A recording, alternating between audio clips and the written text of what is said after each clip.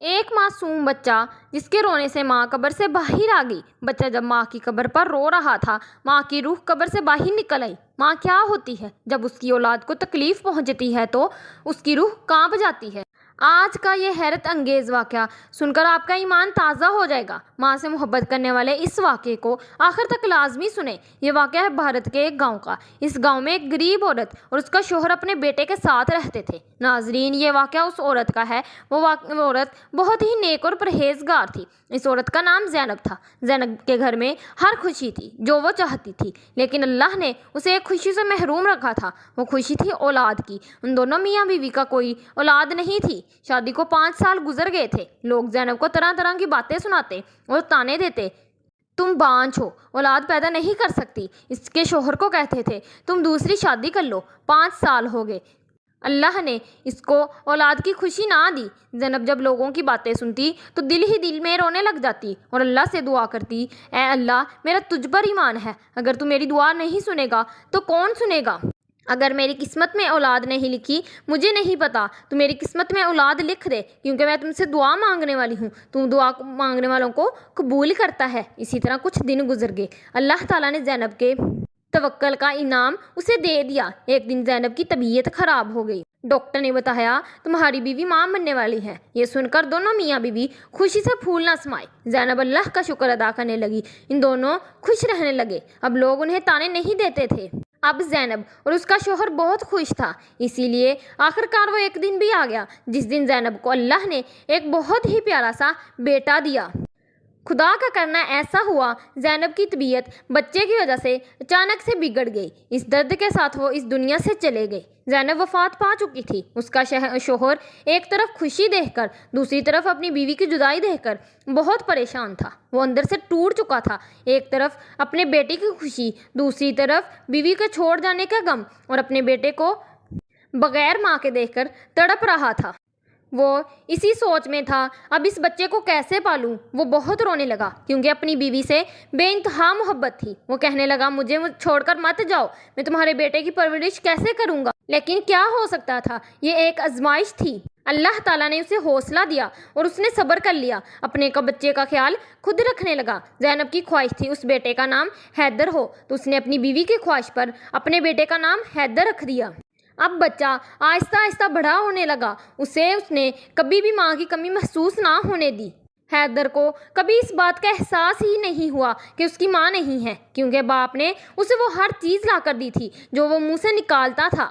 وہ خوش تھے، ان کی زندگی بہت اچھے سے گزر رہی تھی، لیکن کبھی کبھی اسے اپنی بیوی کا خیال آتا تو رونے لگ جاتا۔ وہ بیٹے کے سامنے نہ روتا، اس لیے 4 سال گزر گئے۔ لوگ اب اسے کہہ رہے تھے تم دوسری شادی کر لو، تمہارا بچہ بڑا ہو رہا ہے، اس کا خیال کون رکھے گا؟ تمہاری بیوی وہ تو مر گئی ہے، تمہاری اتنی عمر نہیں ہے، تم تو بھی جوان ہو۔ ویسے بھی جب تم کام کاج پر چلے جاتے ہو، تمہارا بچہ گھر میں اکیلا رہتا ہے، کسی گھر والوں کو گھر میں لاؤ جو تمہارا گھر چلائے، تمہارے بچے کا خیال رکھے، اس کو اس کی ماں کی کمی محسوس نہ ہو۔ ان کی بات مان کر ایک خوبصورت لڑکی سے وہ نکاح کر لیتا ہے۔ لڑکا بہت خوبصورت تھی۔ ناصر نے بھی یہ فیصلہ کر لیا شادی ہو جائے گی تو بچے کا بھی خیال ہو جائے گا اور اسے ماں کی کمی بھی محسوس نہ ہوگی اور اسے اپنے گھر کی بھی فکر نہ رہے گی۔ جب اس کی شادی ہو جاتی ہے، لڑکی دلہن بن کر اس کے گھر میں آ جاتی ہے۔ وہ شادی کی پہلی رات اپنی بیوی کو کہتا ہے میرا بیٹا ہے، اس کا نام حیدر ہے، اس سے ماں فوت ہو گئی ہے، اس سے ماں کی طرح پیار کرنا ہے کیونکہ اس نے ماں کا پیار نہیں دیکھا۔ تم میرے بچے کو اپنا بچہ سمجھو اور اس کی طرح اچھی طرح خیال رکھو۔ اس کی بیوی بہت چلاک تھی۔ وہ لڑکے سے کہنے لگی آپ فکر نہ کریں، آپ کا بیٹا نہیں، وہ میرا بیٹا ہے، آپ اس بات کی فکر دل سے نکال دیں۔ اس لڑکی کی ایک بری عادت تھی، وہ خود کو بناؤ سنگار بہت کرتی تھی۔ زندگی کے دن اسی طرح سے گزر رہے تھے۔ ناصر اب بچے کی طرف سے فکر چھوڑ چکا تھا۔ وہ مطمئن تھا اسے ماں مل گئی ہے، اس کو ماں کی طرح خیال رکھ رہی ہے۔ وہ بہت خوش تھا۔ لیکن اب عورت آہستہ آہستہ اس بچے سے چڑنے لگی تھی، اسے حسد کرنے لگی تھی کیونکہ وہ خود ایک بچے کی ماں بننے والی تھی۔ وہ سوچتی تھی اس کے باپ اس سے کتنی محبت کرتا ہے، اگر میرا بچہ پیدا ہوا تو اسے ستیلی ماں کی رکھا ہوگا اور اسے میرے بچے کو وہ محبت نہیں کرے گا۔ جب کبھی ناصر کام پر ہوتا، وہ گھر میں اکثر اسے ڈانٹتی رہتی، کہتی کہ میں تمہاری ماں نہیں ہوں، وہ اسے کہتی جب تک میرا بچہ اس دنیا میں آئے گا میں تمہیں گھر سے نکلوا کر ہی رہوں گی تاکہ تیرا باپ صرف اور صرف میرے بچے سے محبت کرے۔ وہ عورت اس بچے سے جلنے لگی تھی۔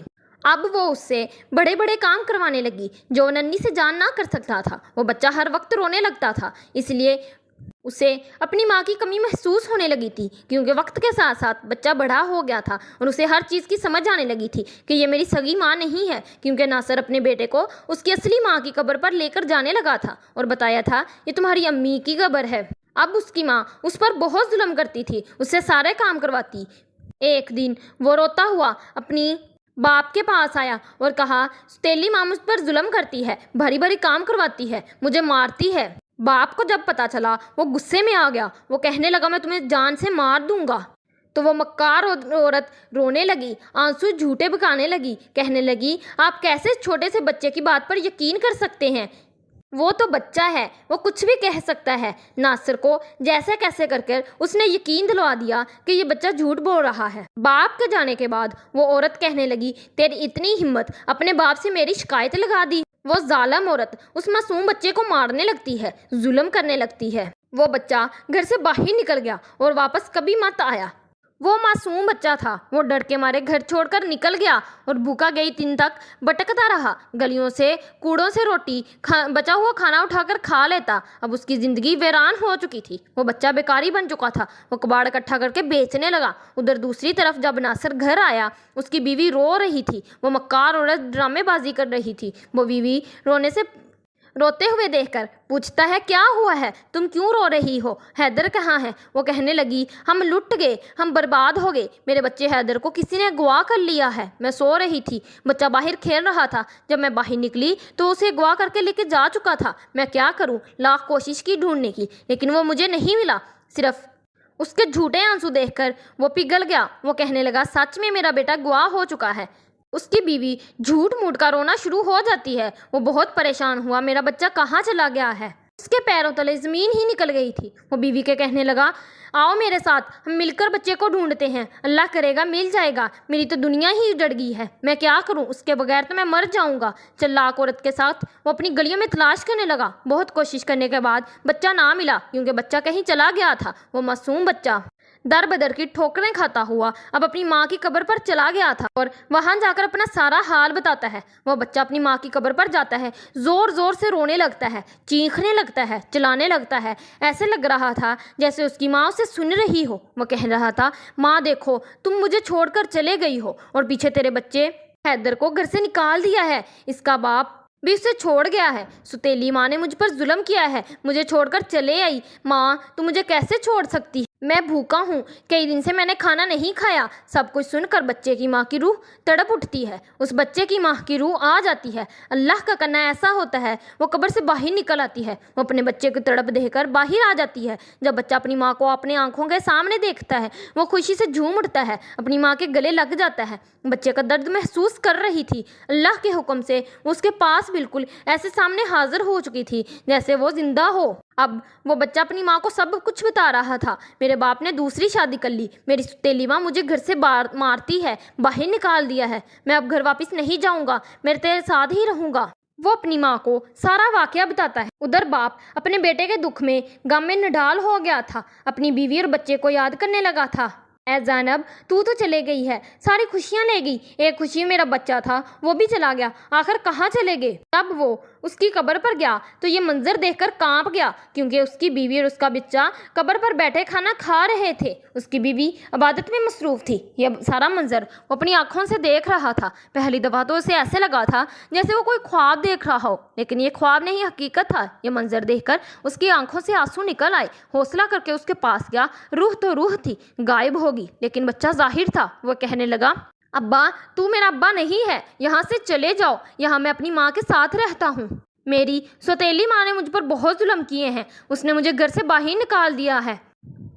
बच्चे की बातें सुनकर नासिर का दिल तड़प उठता है। उसे यकीन नहीं आ रहा था वह मक्कार औरत इतनी चालबाज और जालिम निकलेगी, उसकी असलियत उसके सामने आ जाएगी। ये सोचकर उसे बहुत ज़्यादा गुस्सा आ गया। वो भागकर अपने बेटे को साथ ले जाता है, अपनी बीवी से कहता है, ऐ चालाक मक्कार औरत, तुझे शर्म नहीं आती? कितनी पत्थर दिल है तूने मेरे बच्चे पर इतना जुल्म किया, तुझे शर्म नहीं आई? तू भी माँ बनने वाली है। ये कैसे सोचा? ये तेरा बच्चा नहीं लेकिन किसी का तो बच्चा है, मेरा खून है। तूने ऐसा क्यों किया? अभी इस घर से निकल जाओ। मैं तुझे इसी वक्त तलाक देता हूँ। जो बच्चा होगा वो मेरा होगा, उसमें अपने पास रख लूँगा। वो मक्कार औरत अब समझ गई थी कि अब वो वहाँ नहीं रहेगी। वो ज़ोर ज़ोर से रोने लगी, माफ़ी मांगने लगी, कहने लगी, मैं मानती हूँ इस बच्चे पर बहुत जुल्म किया है, खुदा के लिए मुझे माफ़ कर दीजिए। न जाने मुझे क्या हो गया था, मैं अपनी बच्चे की मोहब्बत में लालच में आ गई थी। मुझे लगता था मेरा बच्चा हो जाएगा। आप हैदर से ज़्यादा मोहब्बत नहीं करेंगे, सारी मोहब्बत हैदर को ही है, इसलिए बच्चे पर जुल्म करने लगी और इसे घर से निकालना चाहती हूँ। लेकिन मैं आपसे वादा करती हूँ मैं पहली गलती को माफ़ करती हूँ। पहली गलती तो अल्लाह भी माफ़ करता है। आप मुझे गलती माफ़ कर दे, मैं आगे ऐसी गलती नहीं करूँगी। आप मुझे तलाक मत दे, मैं वादा करती हूँ मैं हैदर को उसकी माँ का प्यार करूँगी। नासिर उसकी बातों पर यकीन नहीं हो रहा था, लेकिन हैदर ने अपने बाप को कहा, अब्बू आप इस अम्मी को एक मौका दे दें, क्या पता ये सच कह रही हो, उसे माफ़ कर दीजिए। हैदर का कहने पर नासिर अपनी बीवी को माफ़ कर देता है और एक मौका दे देता है। अब दूसरी बीवी उसकी उम्मीदों पर पूरा उतरती है। वो सच में हैदर को बहुत प्यार करने लगी थी और उसे माँ का प्यार देती थी, जिसे देखकर नासिर भी खुश होता है। वो अपने बच्चे हैदर के साथ हंसी खुशी ज़िंदगी गुजारने लगता है।